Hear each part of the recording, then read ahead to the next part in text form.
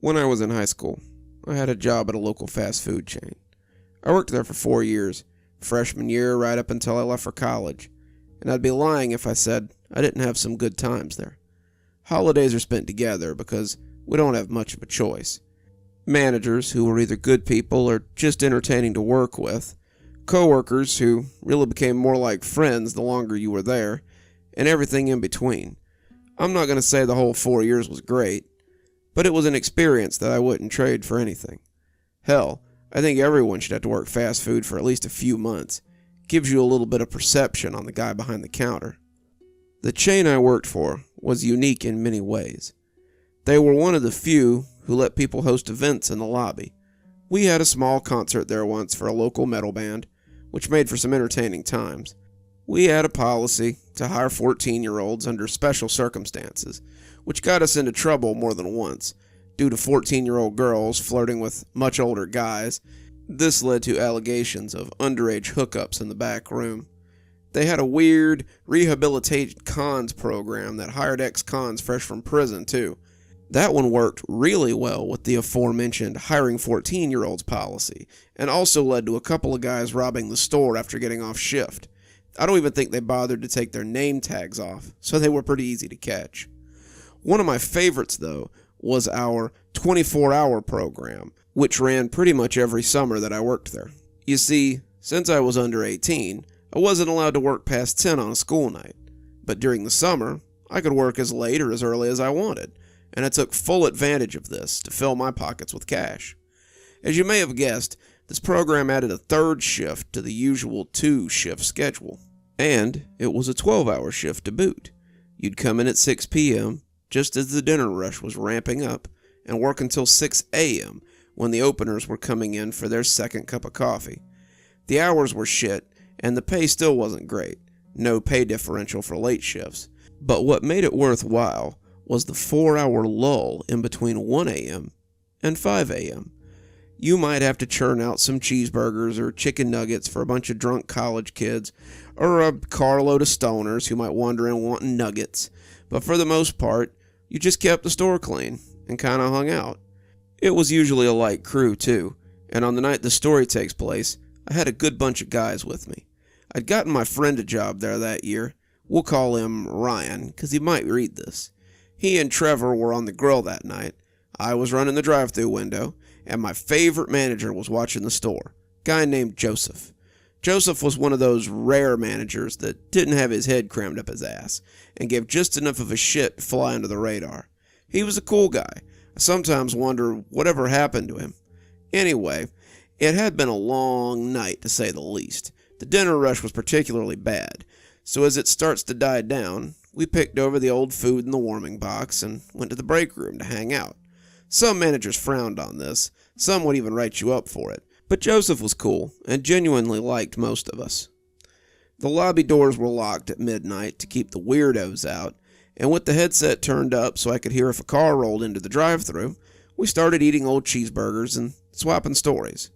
The stories started pretty blandly. This thing that happened or that thing that someone had heard about, but finally we fell into creepy stories about stuff we had experienced. I told them about the weirdo in our parking lot a few years ago who'd creeped a bunch of people out before the cops arrived. They found his wife's head in the passenger seat, along with a giant bloody machete. We thought he meant to rob or murder us, but it turns out he was just having a nervous breakdown in our parking lot after offing his old lady. Trevor tried to top it with a story about the time he'd been drinking with his cousin out in a cornfield, but none of us believed him. He said the old farmer had come out in the cornfield, slasher flick style, and screamed at them to get off his property while chasing them with a pitchfork. We piled in the truck and sped off, but something hit the back tailgate hard. Well, we didn't stop till we got to my cousin's house, and what we saw when we got out was the last thing we expected. He paused for dramatic effect. "What was it?" said Ryan, after Trevor had milked it for a little too long. "A pitchfork. The guy had thrown a pitchfork and stuck it right in the tailgate of the truck. If it had been a little higher, it would have come through the back rear glass and took all three of us right in the back of the head." He paused again like this should have been a dramatic revelation, but Ryan and I both shared a look like we doubted most of this had actually happened. When Joseph spoke up from the doorway, all three of us jumped. He'd been counting down the safe, so he hadn't been there for the start of the spooky stories. But it appeared he had come in just in time to catch the tail end of Trevor's story. Joseph was older than all three of us, a guy in his 30s with a wife and kids, and we often forgot that when we were hanging out because of how naturally he related to us. He was an avid gamer who did all the cool stuff we all hoped we'd be doing when we were adults. Right then, though, he had a decidedly dad look on his face as he addressed our little gathering of storytellers. "I've got a story for you guys," he said, spinning a chair around and sitting in it with his arms folded over the back. "And it's a true story, too. You want to hear it?" We did, and he began. I was working at the downtown store at the time, living in this dingy little apartment with my wife. We were broke, and she was pregnant and out on maternity leave. I was finishing up my bachelor's degree during the day, so nights were all I could count on to pay the bills. This was before the owner started up the third shift, or I'd have been all over that. So there I was, working the 3 to 11 shift, busting my hump, and we had a real hard-ass manager who kept us late almost every night, usually unpaid overtime, since we couldn't clean it right the first time, apparently. So most nights, I was lucky to get out of there about 12:30. The night in question had been especially bad, and I didn't get permission to leave until almost 1 in the morning. It was Friday night, though, so I knew I could sleep up until shift tomorrow if I needed to. Picking up my bag, I started trudging home through the chilly January air. Now, I know it rarely gets cold here, being Florida and all, but that winter had been particularly bad. They had all talked about snow more than once, and it had obliged us by dumping a semi-solid sheet of slush all over the place the night before. Most of it was off the road, but the wind was howling at me as I pulled my coat tight and walked up the deserted center of the road. Now, downtown is usually party central, unless you feel like driving to the beach, but tonight it was so cold that even the bars and coffee shops and all-night diners had shuttered their faces and gone to bed.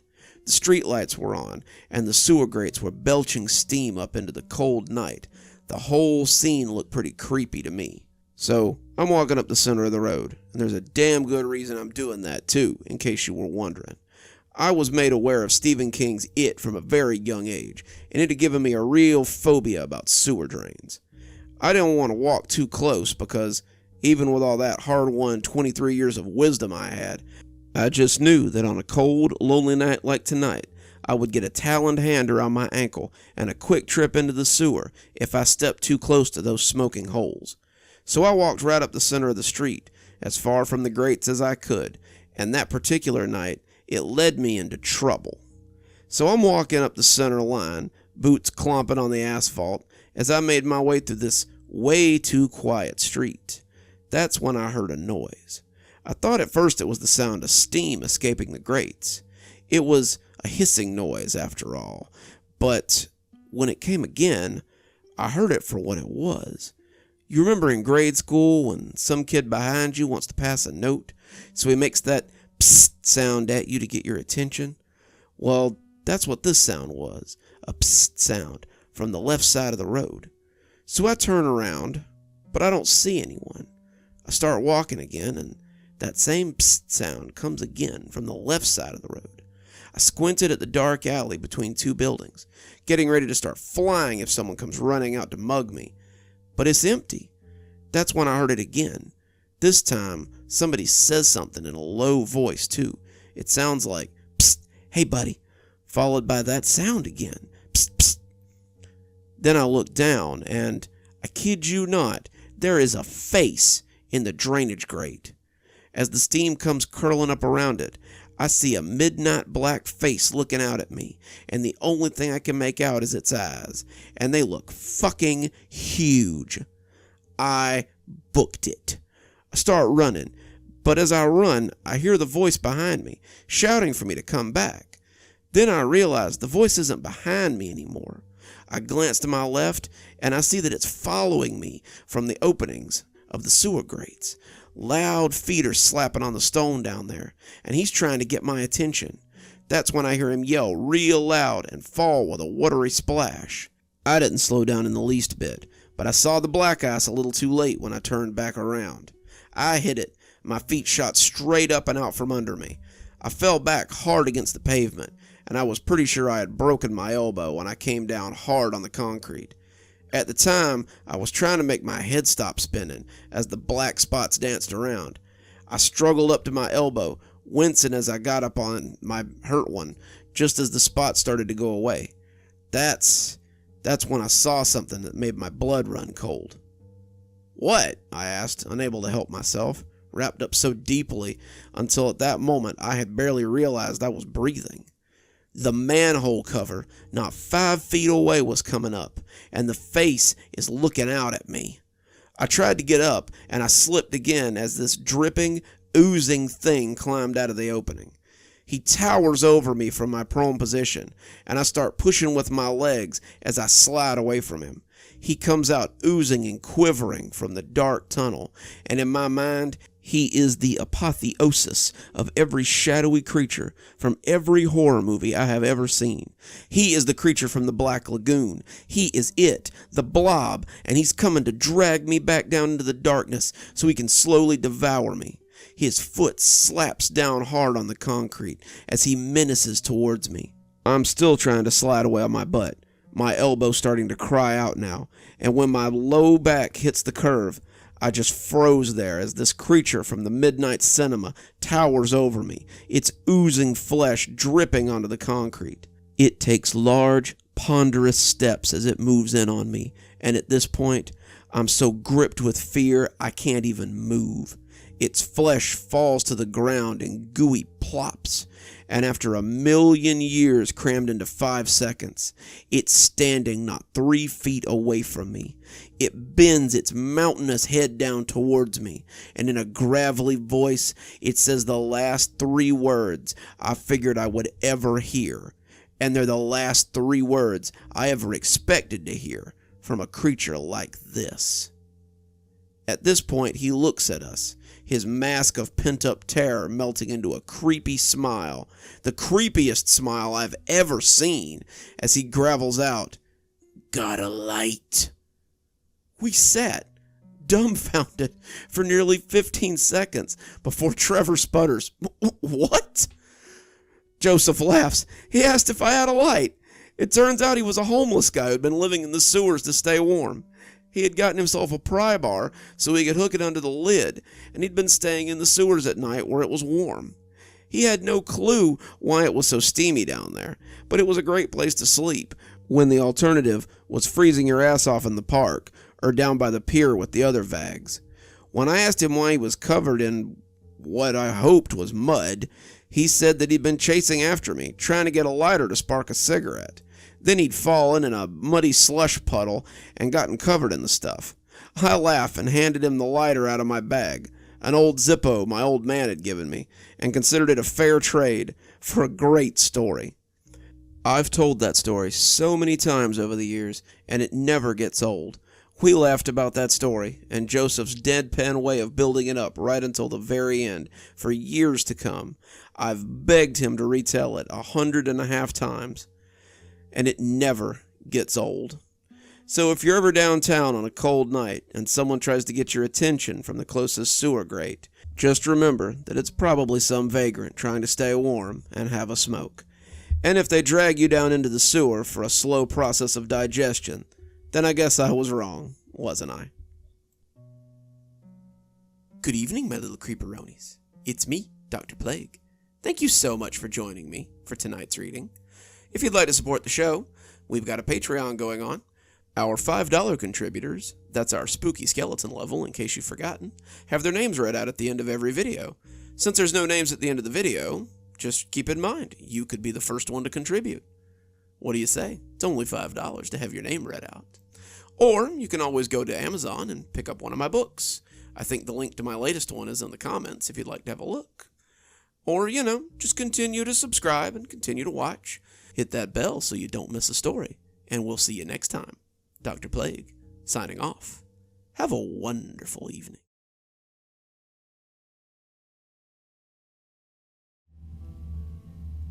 I've been in a coma for the last 6 months. I was fortunate, they say. The semi-truck that hit my car killed my mother and my fiancé, but spared me. Well, not spared, I guess. I had 2 broken legs and a shattered collarbone, and I was in a persistent vegetative state for 6 months, 3 weeks, and 2 days. I awoke on April 26, 2021. I couldn't heed the call, and that's why I'm the last Josh. The news is still coming in from across the world as people kept finding bodies. The occurrence had been as sudden as it was unexplainable. The death toll is estimated to be nearly 1 million, all from different states, different countries, different walks of life. It's being called one of the most devastating events of the 20th century, and the level of cover-up going on to keep the public outcry to a minimum is alarming. They're trying to say that it's nothing but a meme, an internet joke, a fun fight that happened with pool noodles and foam swords. The truth is that on April 24th, for some reason, everyone named Josh just kind of snapped. I didn't know this at first, of course. When I woke up, the hospital staff was just glad I had woken up. The doctor had been hopeful, but every coma's different. I was the subject of a lot of attention for the first few hours as they told me what happened and tried to get in touch with any family I might have in the area. My dad died when I was little. My grandparents on both sides have been dead for years, and I have no other siblings. I was alone, no family or future family since my fiance was dead, and I was having a lot of trouble processing it. That was the first time I heard about the Josh battle. One of the techs was taking my vitals, and he mentioned it offhandedly. "Shame you were in a coma, kid. You missed the big Josh fight." I blinked a little confused. I'm sorry? "The Josh fight. It's a whole thing. Look," he elaborated. He pulled out his phone and showed me a bunch of happy, smiling people fighting with foam weapons and pool noodles and other padded things. They seemed to be having a great time, and it stuck with me long after the tech took his phone and continued his rounds. Why would they call it a Josh fight?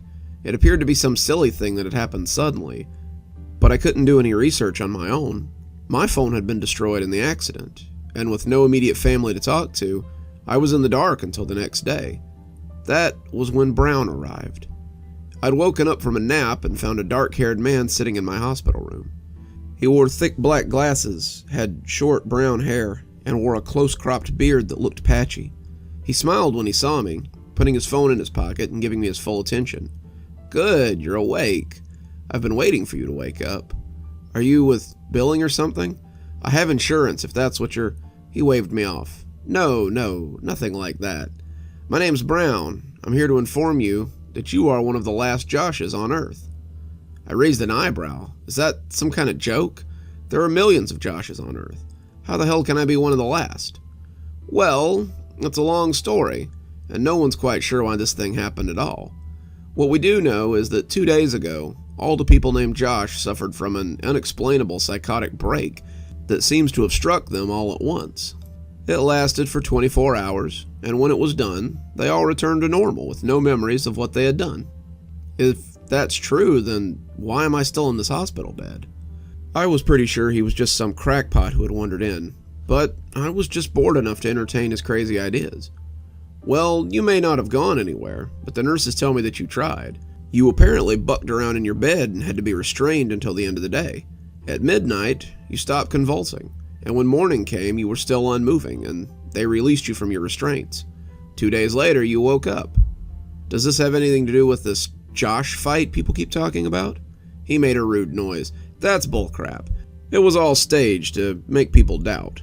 In a few days, when people start reporting the missing, and work records show that people have missed a week of work, they'll start putting the pieces together. Here," he said, putting down a brown satchel at the foot of my bed. "You can use this to see the facts we've compiled after I've gone. I have a feeling it will help you accept the facts as we see them." He got up then, pushing his chair back up against the wall and saying he'd see me tomorrow. "Watch the videos. Let me know what you think. I'll be back for your thoughts later." And with that, he was gone. The videos were in a folder on the desktop. They were time-stamped, each of them ordered by when the incident took place. I put my mouse over the first, occurring at 8:15 that morning, and clicked play on the video. What popped up was a rip of a Facebook Live video. It was clearly shot from a cell phone, and the shaky cam was a little disorienting. It showed 2 people, one filming and one hovering just outside of camera view, as they followed a tall farm boy through the halls of the school. He was strong-looking, his corn silk hair swinging around his shoulders, and he looked more than a little confused as he blundered along. Alright, so this guy came blundering out of his class, almost hit my friend with the door, and now he's just walking up the halls. His teacher was freaking out for a minute, but he just kept walking. We thought he might be looking for something, so we followed him to see what was going on. The big farm boy walked through the halls like a trapped animal fleeing prey. His head snapped furtively right and left at every intersection, and he seemed driven to find something. The boys laughed as they followed him, thinking it was a joke or some kind of prank. He had cut down 3 more halls before he found what he was looking for, and the two oohed and hooted when the farm boy locked eyes with a smaller boy in a button-down shirt at the end of the hall. The 2 boys commented about the big farm boy having found his boyfriend, but to me, they looked like gunslingers getting ready to draw. When the smaller boy charged the bigger one, it took the farm boy completely by surprise. When his nose popped as the smaller boy jumped and headbutted him, the other 2 stopped laughing. The 2 fought, punching and kicking, as the larger one quickly gained the advantage. His hands found their way around the smaller boy's throat as the doors to the classroom started opening. The students rushed out to see what the commotion was. Suddenly, another boy punched a bigger one in the back of the head. Then another boy jumped into the fray. Suddenly, others were piling in, and the teachers and administrators were trying to separate them. When an adult dived into one of the other teachers as he tried to separate the combatants, his thumbs found the boy's eyes and pressed them into his skull, the screaming taking on a different level. Students were running, people were screaming, and the blood started to run down the struggling boy's face. The camera was knocked from the recorder's hand, and the video stopped suddenly. The next video was from 8:30, and it seemed to be from a traffic cam. Cars drove beneath the light, taking turns and waiting for their chance to cross. Suddenly, a car T-boned another car, and the drivers climbed out and began punching and kicking indiscriminately. One of them slammed the other's hand in the car door, pinning him, and as the man writhed, the other punched him until his blood flew across the side of the vehicle. Then he took his head and put it through the passenger side window, raking his throat across the glass as the blood sheeted down like a waterfall. After he was done, the man ran off down the street and out of camera view. I furrowed my eyebrows. What the hell was I watching? What did this video have to do with anything? Brown had collected a bunch of videos from fights. Big deal. What did any of this have to do with the supposed Josh fight? The stuff I had seen online was the fun kind of fighting. These videos were brutal. I got my answer in video 6. The next 3 videos were more traffic cam footage. A man in a hard hat suddenly landed on a man on the sidewalk, punching him even as he died from the fall. It appeared he had jumped right from the building they were constructing, but it was hard to tell for sure. The next was a pair of men suddenly running into camera view and slugging it out. One of them pulled out a knife and slit the other one's throat, but he continued to try to strangle him until he finally died in a pool of his own blood. The 5th was another vehicular crash. One of the drivers pulled the other driver out of the car, but it appeared he had died on impact. He left him on the street and ran off somewhere, just as the video ended. The weirdest part was, all 5 of these videos had happened at different times and in different places. 3 of the videos had clearly taken place in the United States, but one of them looked like it might be from Asia, and the last one had decidedly been in Europe, given the driving patterns. It was the weirdest thing. Why had he given me these videos? What was the point? As the 6th video started, I saw it was another cell phone cam. A man in a mall was drowning a child in a fountain. The scene looked vaguely Middle Eastern, and the people around them weren't speaking any language I understood. A woman was beating at the man's shoulder, trying to stop him, but she just kept repeating the same name again and again and again as she pounded weakly at the man. It was the only word I could understand, and the familiarity chilled me a little bit. Joshua, Joshua, Joshua, Joshua. Have you ever been in a crowded place and heard someone calling your name? They aren't talking to you, but the sound of your name turns you to see who it is. Maybe it's even someone you know. Maybe it's someone you know who's being called. On a baser level, it's a desire to see someone else that has your name. We want to see who else has our name and, for a few seconds, feel a sense of brotherhood with them. You're 2 people amongst many, and such things make us feel strange, maybe a sense of togetherness as well. Hearing my name called as she begged him to stop drowning what could have very well been his own son made me feel a shared sense of horror. Horror that my own namesake could do such a thing. Horror that I might be capable of something like that. Video 7 was body cam footage of someone named Officer Grigg. Officer Grigg was running through a maze of small concrete corridors, talking to someone on the radio and begging for help. His partner had gone crazy. His partner had killed a kid, and now he was chasing him. Other officers were on the way, but Officer Grigg had heard shots from the complex up ahead. He was terrified that his partner had killed someone else. He came into the courtyard and froze, hugging the wall as he drew his gun.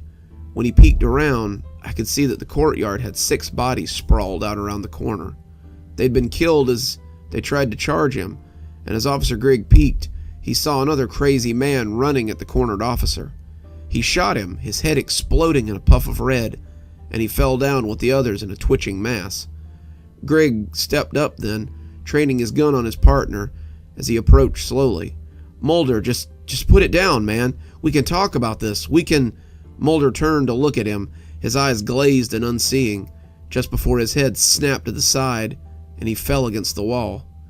Grigg spun and fired without looking, and the last image I saw was another officer sliding down the wall, his eyes far away and his expression slack. The camera zoomed in on the dead officer's nameplate, and I read J. Myers. The next few videos were much like the others. Street fights, car accidents that turned violent, shaky videos that caught random acts of violence, and throughout all of them, people sometimes screamed Josh or Joshua. I wasn't sure how many I had watched, but the end result was always the same: murder, death, pain. I looked at the videos in that folder and felt sick. There were so many of them. I had watched less than 1/10 of them. There could be 10,000 on this laptop. How many of them would be like the ones I had seen before? Just random acts of violence that were not so random in the end. How many Joshes had really died that day because something in their heads told them to? I exited out of the folder, and that's when I saw a second folder that I had missed on first inspection. J. Holder was in the subject line in all caps. When I opened the folder, there were 7 videos inside. The first was at 8:30, and it looked like it might be another security cam video.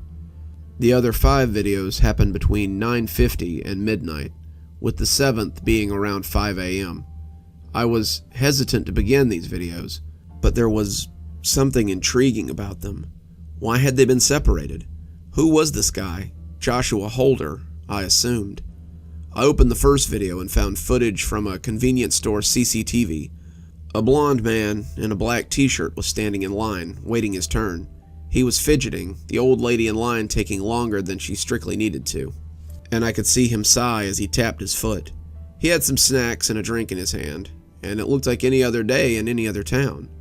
Then, and I had to rewind the video a few times to catch it, his eyes glazed over, and the snacks fell out of his hand. The owner must have yelled at him, because he looked up and made eye contact as the woman at the counter turned to look at him.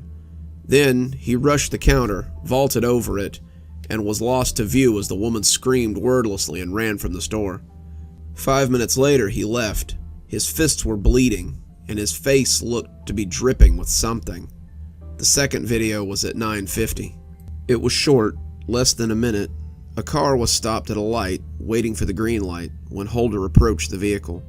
He reached in, slammed the driver's face against the steering wheel, and dragged them from the car. Putting his head under the tire, he then proceeds to climb behind the wheel and drive away. The red smear on the concrete told me everything I needed to know. The third video was another body cam shot at 10:40. An officer identifies himself as Officer Felder and tells us that he's approaching the car for a routine traffic stop. As he comes up to the window, I saw Holder's face staring blankly back at him. Officer Felder begins his rehearsed line, but suddenly tapers off as he reaches for his gun. Holder pulls a gun from beside the door as the officer is fumbling with the strap and shoots him 6 times. As he falls, we see Holder dragging him back into his squad car, leaving the stolen vehicle behind. At 11:20, I got my next video of Holder. The next video is a security camera, seeing a police officer gunning down people in a courtyard. The video is familiar, though, and when I saw an officer peek around the corner, I realized it was the same one that I'd been watching earlier. It was Officer Grigg as he tried to subdue his partner, but I was seeing it from a different angle. As Grigg approached, gun out but speaking soothingly, I could see Holder stepping out from another alley and leveling a pistol. He was wearing a uniform he had likely stolen from a cop, and after he shot, he stepped back out of sight. The other officer ran in then, and Griggs put him down without thinking. The next video, the fifth, was another CCTV video. A man in a uniform was walking through a crowded mall. People were running, screaming soundlessly as he gunned them down. Each shot was precise, each kill was clean, and only men seemed to fall at his hands. The footage whipped through a couple of different cameras, and the officer was deadly as he proceeded. In all, I watched him kill 7 men before he approached the door to the food court, flashing lights visible beyond. That was 4 p.m. by the timestamp. The next video was at 10, and it was news footage of Holder surrendering. He was getting on his knees, dressed in a blood-stained uniform, and police were taking him into custody. The news anchor was saying how Jeffrey Holder was responsible for the deaths of 15 people and had led police on a murder spree that had been capped off with his murder of 7 people at the Bayview Mall. Police did not believe he had any accomplices and were just glad to have the situation under control. But wait, I rewound the video as the name clicked. Jeffrey Holder, not Joshua Holder? Something didn't add up. I opened the last video, waving away an orderly with a dinner tray as I realized it was 7 at night. These videos had engrossed me for hours. I was sickened by them, shocked by them, but they had drugged me in and made me watch. These were my people dying, and I was reveling in the new sort of shared camaraderie. I was mourning for them as they fell. I was horrified for them as they succumbed to their baser instincts, and I was dreading what depravity might come next. Then there was this Jeffrey Holder, the worst of them all. I loaded up the last video and saw another security camera video of Holder in an interrogation cell. He was sitting at a long white table, hands cuffed to a metal ring, fidgeting as he had been in the convenience store. He was testing his restraints, checking his exits, and when the doors opened, a detective walked in to question him. The questions were expected. Why did you kill these people? What are your motives? Why did you do this? On and on and on. He sat there through it all in silence. Then the detective made a grave mistake. He leaned in close, wanting to ask Holder something quietly so the camera would have trouble hearing it. When Holder sank his teeth into his nose, he looked extremely surprised. When Holder had finished mutilating him, a scene that was very Silence of the Lambs, he maneuvered himself around and snaked the detective's key. A few short minutes later, and he was heading out the door that the detective had come in through. The camera continued to record the room as the detective's blood pooled there. When Brown came back the next day, I had moved 5 more videos into the Holder file. "You've been busy," he commented when I showed him. What happened after he escaped?" I asked, not sure I wanted to know, but needing to know. He made his way down to lockup with the detective's ID, killed a guard, and shot 7 men that were being held for violent crimes they'd committed that day. I'm pretty sure you can guess what their names were. He just kept killing, even after the rest snapped out of it. By the end of the 24 hours, there were very few left to snap out of it. The ones who fought and won snapped back at midnight. I remember coming to in a parking garage with blood on my hands and a knife in my pocket. I ran home, showered, and spent the rest of the day wondering what the hell had happened. Those who were unable to kill others, incarcerated or committed individuals, took their own lives in a fit of rage. The ones who were in a coma or were unable to take their own lives are all that's left. The final total is something like 5,000 Joshes worldwide. Why has no one noticed? I asked, astonished. Someone has, because they've been using the media to cover it up. They've been spreading false information in order to make people think it's a joke, a meme. But when people start noticing that their loved ones haven't come home, it'll be a little harder to sweep under the rug. Before he left, I asked him one more question. He had let me keep the laptop, telling me to observe the videos and see if I could find any more Holder sightings, which led me to my last question. I had seen him escape. I knew he had killed once, but I didn't know why. Why would he snap like that? He isn't a Josh. Also, why kill us? Brown shrugged. Who knows? All we know is that no one has seen him since the incident, and we're pretty interested in finding out where he is and what he's been up to.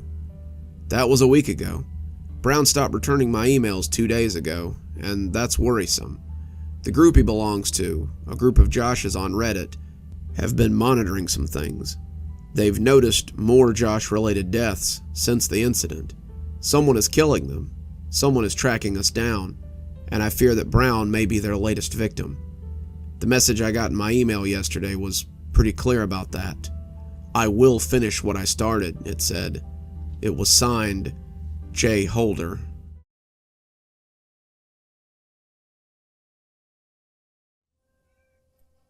I don't understand how it's come to this.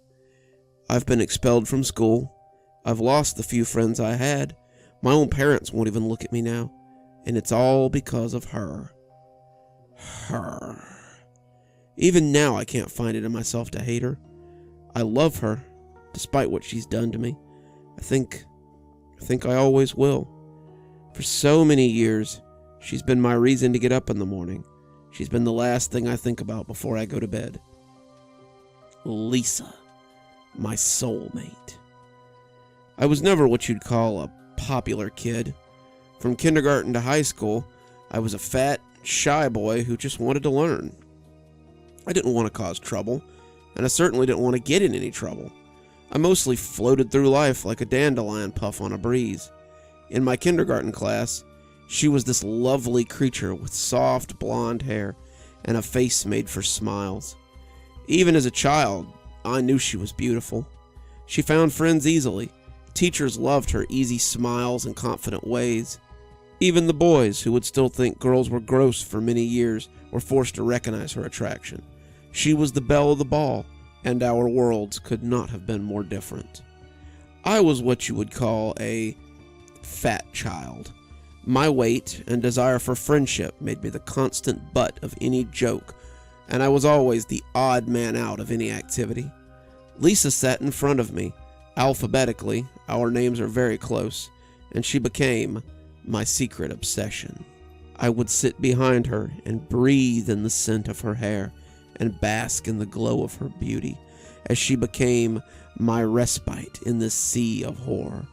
I would often pretend I was in her group of friends, privy to their secrets and a part of their oh so enticing world. I would create conversations and lunch dates and feed my imagination with thoughts of our friendship. Our make-believe friendship was more real to me than my own life, and as the years went on, it became more of an obsession than a daydream. I drew pictures of our time together, wrote poems about her beauty, and filled books with our stories. I didn't have friends, not real friends at least. Lisa was all that I had. The trouble began in high school. Lisa was brilliant, always at the top of our class, but I outshone her most of the time when it came to matters academic. Lisa's one stumbling point was mathematics. She had never found math as easy as, say, English or biology, and it became a megrim for her. I would have offered to tutor her, but the gulf between us had only grown wider as we got older. She was a cheerleader and a member of the student council, and the secretary for the glee club. And I was just the fat boy who had grown into an overweight teenager who sat at chess club and debate team and wished I was close to her. When Mr. Sturgis asked us both to stay after class, I never dreamed he would assign me as her tutor. You need help, Lisa, and Reggie is the best math student I have. I think with Reggie's help, you can pass algebra. I could have kissed him. Lisa agreed, though hesitantly, and that afternoon we met in the library to begin her tutoring session. I could barely pay attention to what I was doing, as this goddess sat beside me and asked me for help on what was really no big deal. I showed her the shortcuts, the workarounds, and the theories that would make it easier for her to succeed. She got a B on her next test, and I couldn't have been prouder. It wasn't long before our study sessions began leaving the library. She met me at the public library a few times, but one day, My greatest dream came true. As I left math class, she handed me a folded piece of paper that said to meet her after cheerleading practice. Then she just flipped her hair and smiled as she strode off on Goddess's legs and said, "See you then." The address was to her house. From then on, we always met at her house in the late afternoon.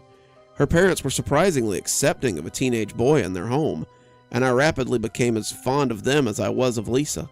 Her father was an architect, and if I arrived before Lisa, he was always taking me into his study to show me his latest blueprints.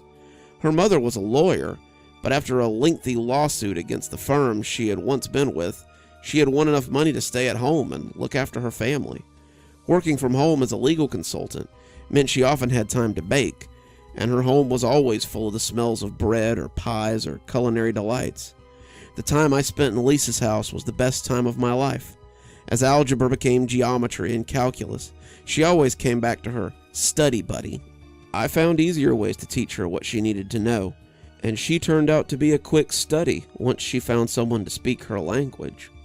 As we entered our senior year, I never quite asked why she still refused to acknowledge me in the hallway, or why her friends still picked on me. I was just happy to be with her, be around her, be a part of her world. One night, after helping her through a particularly difficult bit of calculus, she whooped with joy and turned to plant a kiss on my surprised lips. She broke the kiss in less than an instant, but it felt to me as though her lips touched mine for years. I could have floated home that night, and as I settled into bed, I knew what I had to do the next day. I would tell her how I felt, how I'd always felt, and ask her to accompany me to the upcoming spring dance. She liked me. We liked being around each other. What could go wrong? I went to her locker the next morning and found her there with only a single friend. Rebecca Jenner, the friend in question, sneered a little as I approached, and when Lisa turned, I somehow failed to notice the furtive look she kept casting around before she half-heartedly smiled at me. It's only in hindsight that I see my mistake. I approached her as an equal. I approached her in the open.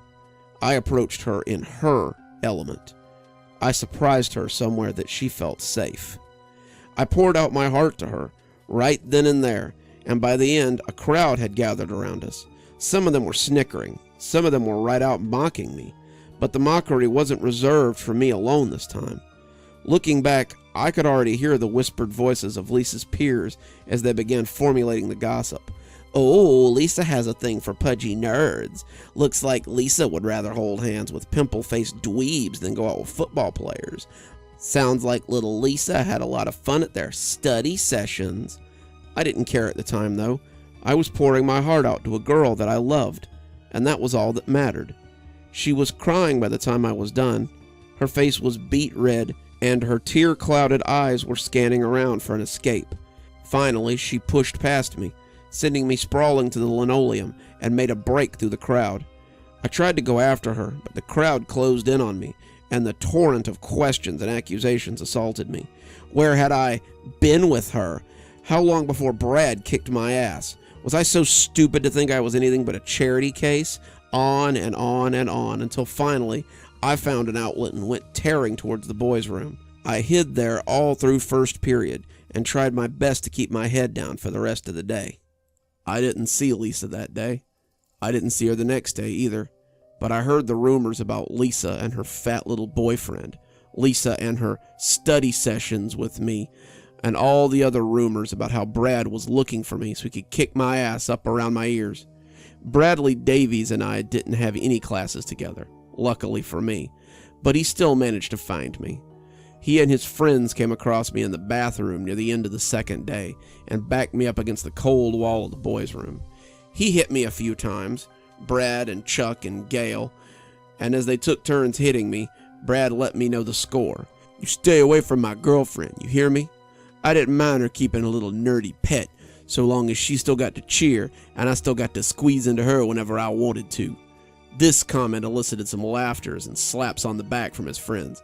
"But that's over now. She's mine, and I'm not okay with your lost puppy act anymore. I see you around Lisa again, and you're dead, nerd."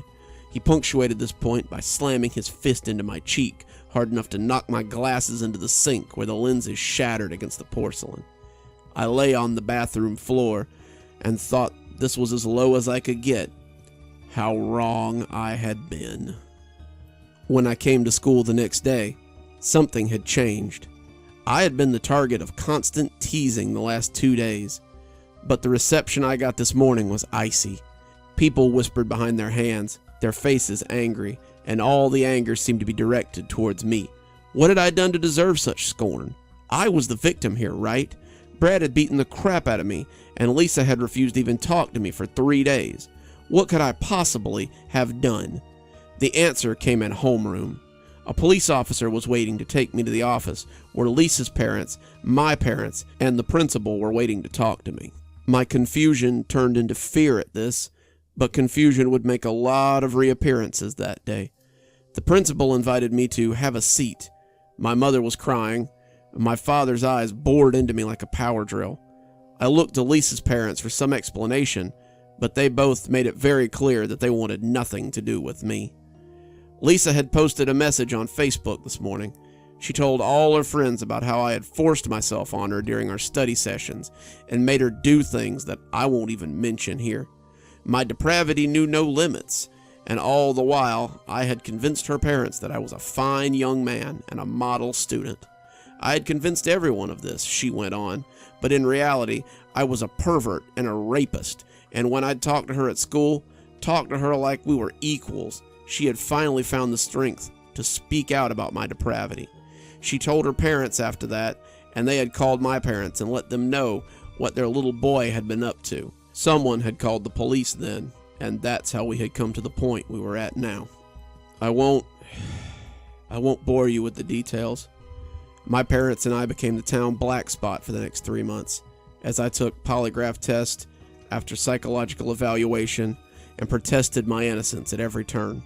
The police claimed they had a rape kit that tested positive for something, but the absence of any physical evidence was confronted by my obvious intellect. Why would he be sloppy enough to leave evidence? One officer asked, looking at me as though I was the lowest form of life. The case against me was eventually thrown out due to lack of evidence, but it hardly mattered. I had been accused of rape, and any bright future I might have had slipped out of my grip. It didn't matter how good my grades were, how high my scores were, or how many testimonials I had written by teachers who believed that I was innocent. No college wanted an accused rapist in their school, and I slumped slowly into depression. Why had she done this? Why had she ruined my life? All I had done was love her. All I had done was tell her how I felt, and all she had done was return my love with ruin. That is what brings us here. I'm standing in her bedroom now, looking over my handiwork. I had heard her parents would be out of town, and Lisa was going to have a party. I wasn't invited, of course. Since the incident, I haven't even been back to school, but I seem to remember where the house was and how breakable the back door window was. The rock made a lot of noise as it smashed through the glass, but no one was there to hear it. For rich, intellectual people, her parents certainly have a lot of faith in humanity. I had never seen a security panel or even a surveillance camera on the property, so getting in undetected was easy. I hid in the big walk-in closet that holds all her lovely clothes and waited for her to come home from school. Her door swung open at 4:15, and imagine my surprise as she and Brad fell into her bed in a writhing pile of teenage spirit. Some would have seen this as an obstacle, but to me, it was just another opportunity. His back was to me, and I came up behind him and cut his throat. He garbled out something, but she didn't even seem to notice until he slipped right off her. She turned around and saw me, and that's when the begging started. The begging and the screaming. She kept shouting Brad's name, begging me not to, and I implored her to be as loud as she wanted. I wanted the neighbors to know what was going on. I wanted them to know how Brad had brutally murdered his girlfriend in a fit of teenage aggression before cutting his own throat out. It would be a poetic bit of melodrama, just like Romeo and Juliet. I'm pretty sure I snapped the knife off in her sternum after the 15th or 16th downward stab, but by then, she had stopped screaming. The knife's in my hand now. I was smart enough to wear gloves, and I already had my escape route planned out. You see, I may have never touched her, but that certainly didn't stop me from killing her.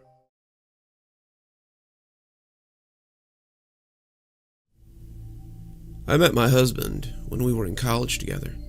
I was working on my bachelor's degree, helping out in the library for some needed extra cash, when I first laid eyes on him. He was not the usual sort of man I fancied, more bookish than muscly. I found him charming in his own way, and we struck up a friendship.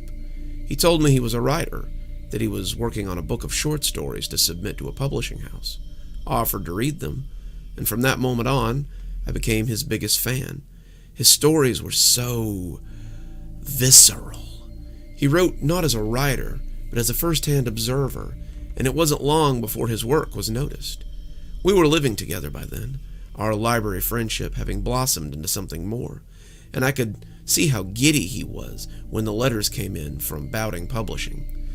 When he read how they wanted to publish his book, I think it was the proudest moment of his life.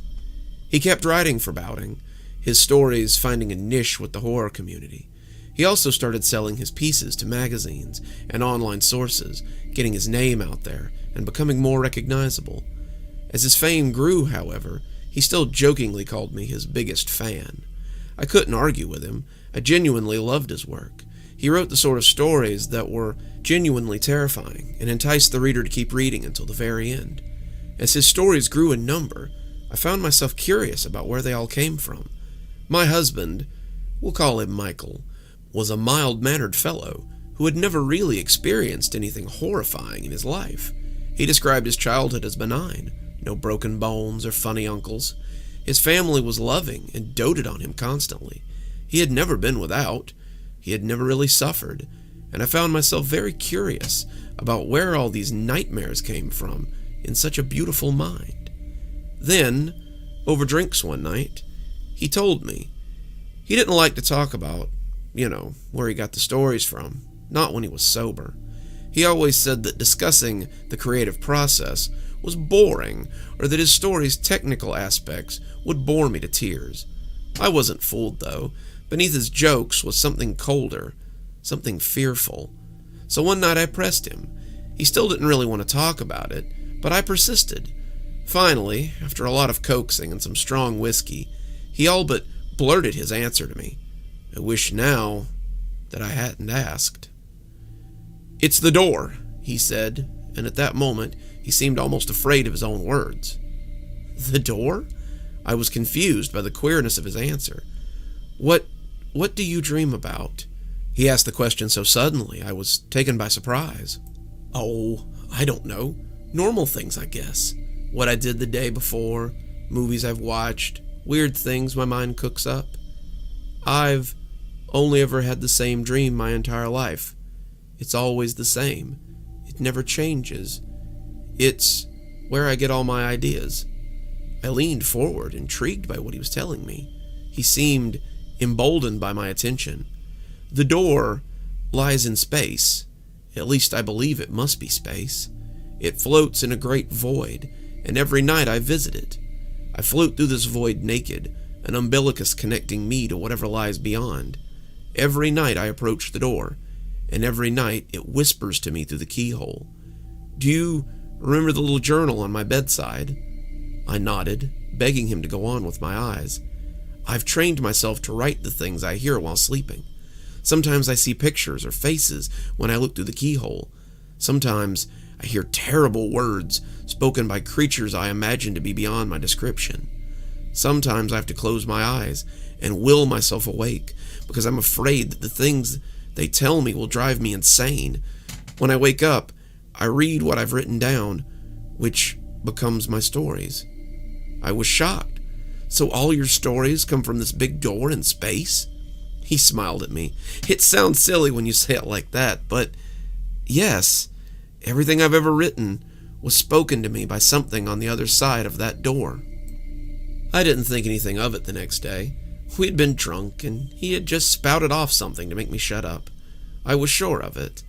I became more aware of his journal, though. Sometimes at night he would wake me up with the scritch-scratch of his pen on the page. I didn't like to look at him when he was writing it.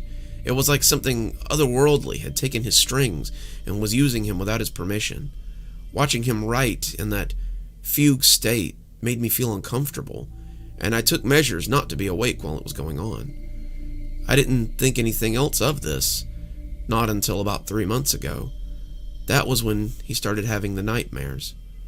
His work had always been creepy, always terrifying, but now it took on an alarming quality. He began talking about creatures that lived beyond the door. These creatures sounded more than a little Lovecraftian, and he was assured that their presence on Earth was an affront to the natural order.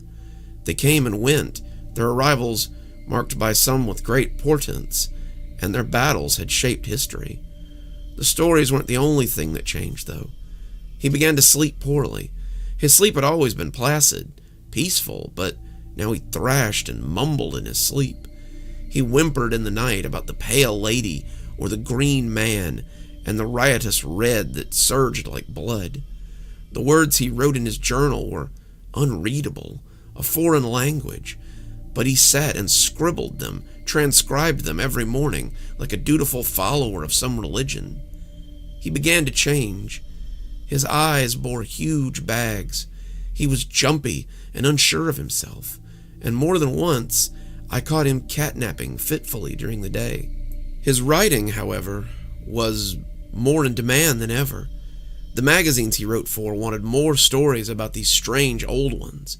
His editor wanted to publish a compilation of them at once. He had no lack of material for the book, but I began to get worried about his health as he proceeded. We had been married for 2 years then, just starting to make a life together, and I was afraid that his candle would burn out before mine. I asked him one night to stop writing the stories. He was at his computer, typing away dutifully, when I made the request. He turned his head to look at me, haunted eyes boring into mine, and laughed for the first time in weeks. It wasn't his laugh, though. The laughter was jagged and full of despair, humor shared only by the damned. He laughed like a madman. I can't. If I stop writing, they won't like it. Who? I asked in confusion. The ones behind the door. They've marked me as their chronicler. I can't stop until the job is done. These things are killing you. Can't you see that, Michael? He slumped over his keyboard, resting his head against it, making a line of letters as he did so. Don't you think I would if I could? If I could stop, I would give so much to stop. The things they tell me, no one should have to know these things. It's fruit from the poison tree, and I wish I did not have the knowledge that they've given me. Then stop, I said suddenly. Just stop writing. Tell them you refuse to write their story. He looked horrified. Refuse them? I've never refused a story before. What if it stops the door from working? I turned him in his chair and pulled him to me. The door is in your mind, love. The way it manifests is nothing more than your own mind working through your stories. The monsters are of your own making.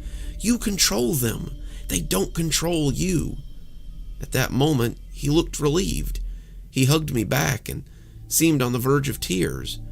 I don't think he had ever thought of those nightly excursions as anything but in a literal sense. He had never imagined that these things could be of his own creation, and the knowledge had made him feel free. I'll tell them tonight, then, he said with a smile on his face. I'll tell them that I don't want to write about them anymore. I'll tell Fred that I don't want to continue these stories in the morning. He won't like it, but he'll understand. He went to bed then, and I figured that would be the end of the nightmares. I was wrong. He woke me in the middle of the night, screaming. The back of his hand hit me in the face, and I rolled awake to the sound of him screaming. He was thrashing around, clutching his stomach and kicking his legs frantically.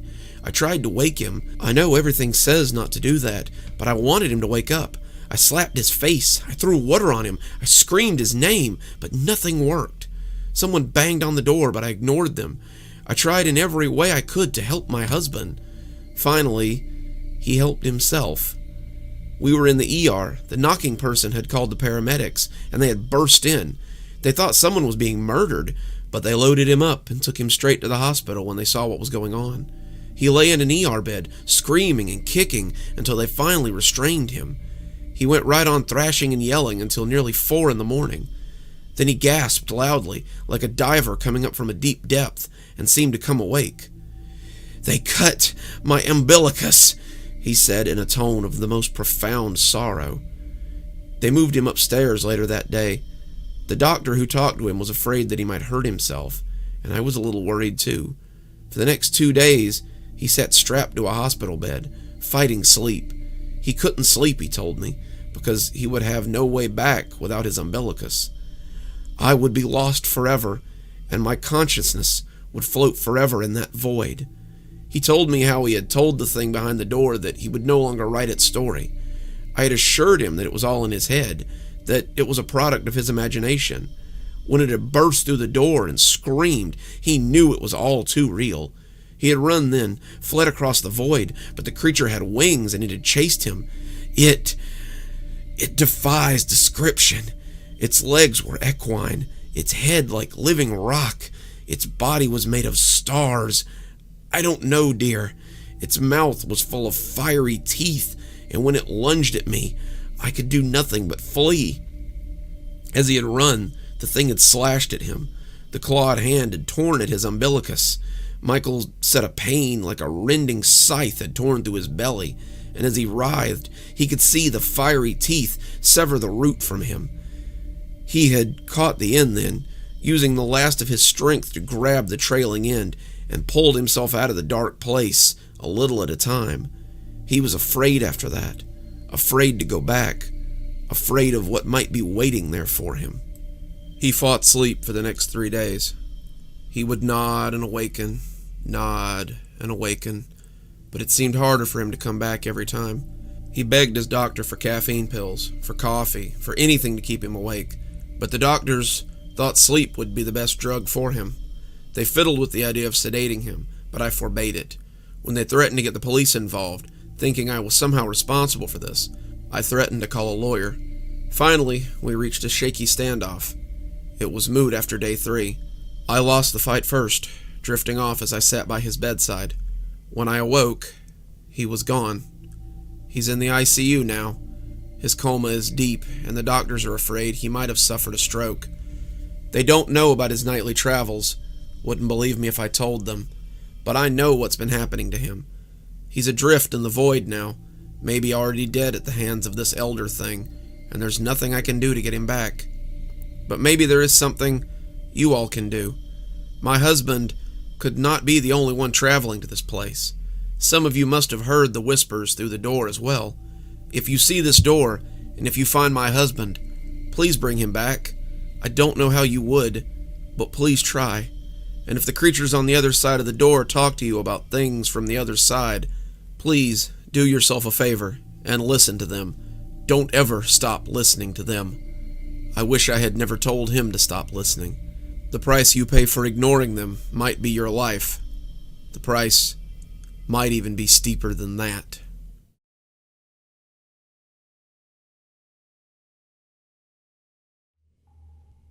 I pushed the sign into the ground and looked at the kids gathering up the street with thinly veiled satisfaction. "Keep off the dirt," it read. I'd seen the way their eyes gleamed when the truck came to deliver it, deciding on a preemptive strike.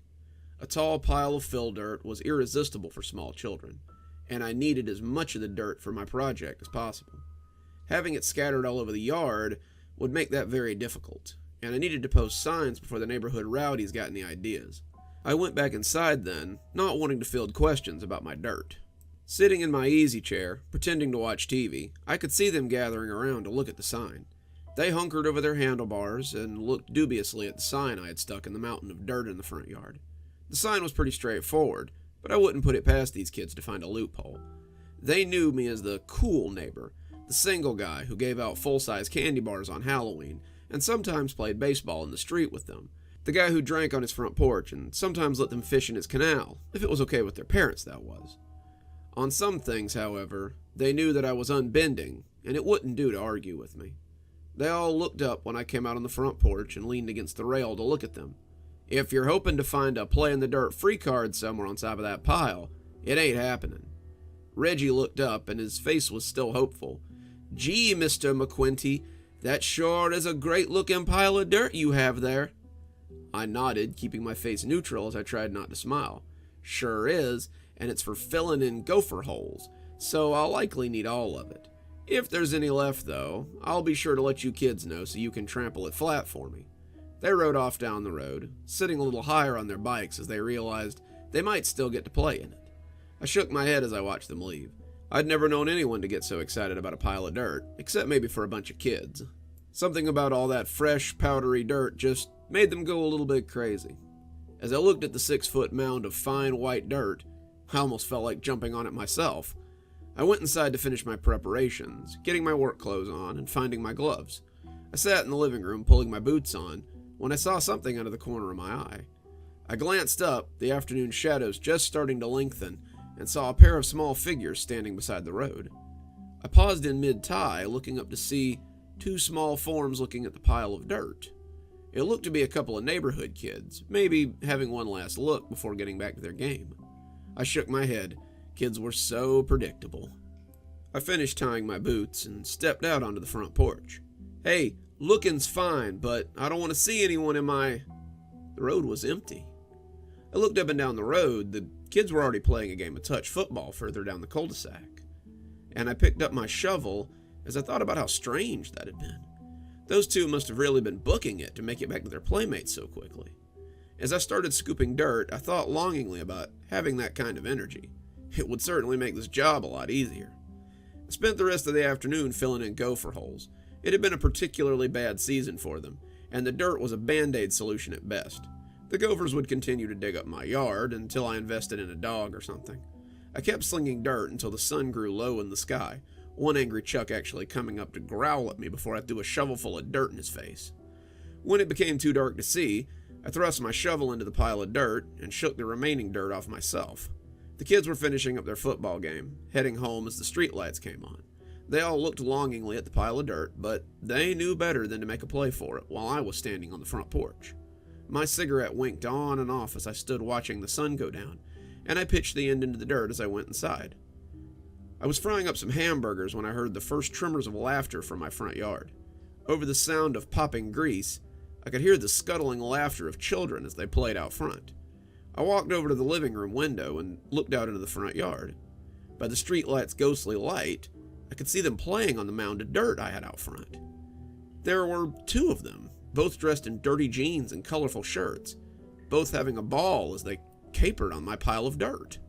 I was out the door in a matter of seconds, yelling before the door had fully opened. Hey, just what the hell do you think you're doing? Can't you read? Stay off the... The streetlights were dim, but even I could see the absence of anybody in my yard. I walked over to the pile, looking around to see if someone was hiding behind it. I saw pretty quickly that wasn't going to be the case. The pile of dirt was hardly 3 feet tall, and a kid would have to get pretty low to hide behind it. I glanced up and down the street, but the only thing moving on the road was an old chip bag pushed by the wind. I looked back at the pile and was shocked to find that I didn't even see any footprints. The wide, low dirt pile still looked fairly pristine, other than my shovel marks, of course. I scratched my head and went back inside. Maybe I'd just been working too hard today. I pulled my fries out of the oven just as they started to burn. I made 2 hamburgers and added them to the pile of french fries. I tipped a beer into a chilled glass and brought both to the table. After shoveling dirt all afternoon, I was tired and ready for a bite. As I lifted the first one from the plate, I heard my stomach grumble as the grease oozed off the meat. I had just taken the first bite when I heard the metal clang of my shovel falling over. I looked up to find those kids playing on my dirt again. I came barreling out the door, my dinner cooling on my plate, as I stormed out to send these kids off. I was becoming frustrated. I'd made it pretty clear that I didn't want people on my pile of dirt. I had been pretty nice about it, posting signs and asking the kids not to mess with it, but it appeared that some of these kids weren't getting it. If I needed to be a bastard to keep these kids off my dirt, I suppose I'd have to be a bastard. I'd barely gotten 2 words out of my mouth, though, before I once again noticed the yard was empty. I was really getting tired of this. I know what I saw, and what I saw was a pair of filthy kids on my pile of dirt. No matter how many times I checked the yard, though, there was never any sign of a trespasser. The strangest part was a distinct lack of footprints, though. The sand was fresh, maybe even a little damp when you got past the top layer. The kids had been jumping on the sand like a trampoline. There should have been footprints, handprints, something. They came back 3 more times that night, but the last is the only one that really stands out. That was the worst of their appearances. They appeared again as I was finishing my dishes, and again as I sat watching TV. I came striding out to holler at them both times, but all I found was an empty yard. This was ridiculous. What the hell was going on here? I know what I saw, but they were always gone the instant I came outside. Nobody could move that fast, especially not a couple of dirty little kids. And what the hell were they doing out after dark? Most of the parents on this block didn't let their kids out after the streetlights came on. Something funny was going on here. The last time I saw them, that night at least, was just before bedtime. I'd thought the pranks were over as time slipped on. It was 11 o'clock, and I was walking through the living room to get something to help me sleep. I was still a little on edge, and I thought that a nightcap might help me calm down a bit. I was coming out of the kitchen with a tumbler of whiskey, the curtains still open on the front yard, when I saw them there. My glass slipped out of my hand as the 2 kids stood crouching on top of my dirt pile. I was speechless for a moment as the angry fire built inside me. I was furious. Who the hell did these kids think they were? They were coming up in the middle of the night, trying to mess with me. But why? I'd made a very simple request. Why were these kids tormenting me? Because I wouldn't let them play on my damn dirt pile? If I had stopped to quell my anger, I might have noticed that something wasn't right with these 2. The night air was cool on my bare chest as I came shambling out of my house like an angry bull. Who the hell do you think you are? It's almost midnight. Get your asses over here right now. I'm gonna call your parents and let them know what you've been up to. I got a good mind to... They hadn't moved this time, though. They just stood on that mound of dirt like 2 scrawny scarecrows, glowering at me through the dirt caked over their face. My God, had they been eating the dirt or something? I had thought them filthy, but these kids were downright grimy. They didn't seem at all concerned with me, but I definitely had their full attention. I had come half into the yard when I saw their eyes. They both seemed to have a nasty case of red eye. They stared at me, their eyes seeming to glow somehow, and I suddenly noticed that they cast no shadow in the dim streetlight. They should have. The dirt pile and my shovel cast a long gantry into the falling streetlight, but these 2 had nothing. I had stopped barely 20 feet from the pair when the larger of the 2 took a step towards me. When his dirty sneakers gritted against the loose earth, the red piping looked faded beneath all that mud, and I saw the earth drop over it like a hand. He opened his mouth, trying to say something, but all that came out was wet soil. Sand and mud bubbled out from over his lips, and the dirt that had covered his foot had begun to slide up his leg as well.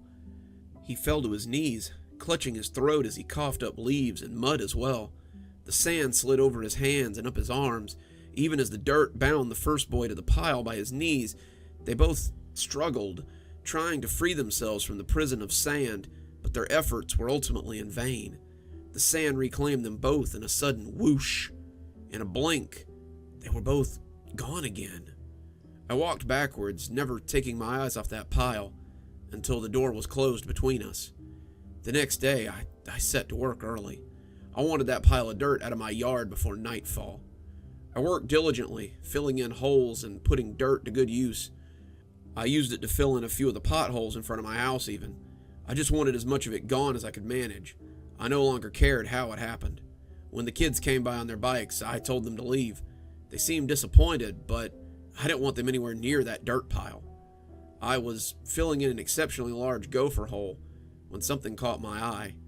I had nearly turned back to the pile when something pale and long made me take a second look. At first I thought it was a worm, but the more I looked, the more I thought I knew what it was. I bent down, the shovel hitting the ground woodenly, as I reached down to pick up what I hoped was a bleached piece of wood. It wasn't, though. It was cold, malleable if not unmovable, and crooked like a sea of pale, purpling flesh. The perfectly filthy nail was hardly visible at the tip of the small finger. I went back to the pile and saw the rest of the hand poking out from the bottom, minus the finger I had accidentally amputated. The cops came when I called, and they brought dogs with them as well as the big white forensics van. They excavated the bodies of a 10-year-old boy from the bottom of the dirt pile, his face frozen in a look of terrified disbelief. He was dressed in very dirty, if not very familiar clothes, and his sneakers had that same filthy red piping that I'd seen the night before. When they lifted him free, they found that his hand was intertwined with something else that also came loose. The other boy had been about 8, and the two had died hand in hand, it seemed. The police had wanted to arrest me, or at least bring me in for questioning, but the forensics guys had figured out pretty quick that these kids had been dead for the last month. A quick search determined that they had been on the missing persons roster for about 3 weeks, and their parents had feared they'd been abducted by some pervert. They'd been playing near the sand pits before they'd gone missing, and the coroner would later find dirt and mud in their lungs and mouth. He figured they had been climbing the big sand piles out there, piles just waiting to be scooped into a truck and sold as fill dirt, when one of them had been sucked down by a pocket of air or an empty spot in the pile. His brother had tried to help him and ended up getting pulled down as well. The two had suffocated as they tried to get out and been picked up by the fill dirt as they trucked it to the company I had bought it from. It happens sometimes, the coroner had told me when I'd asked about it a few weeks later. Kids never think about that kind of thing. They just see a big pile of dirt and start climbing.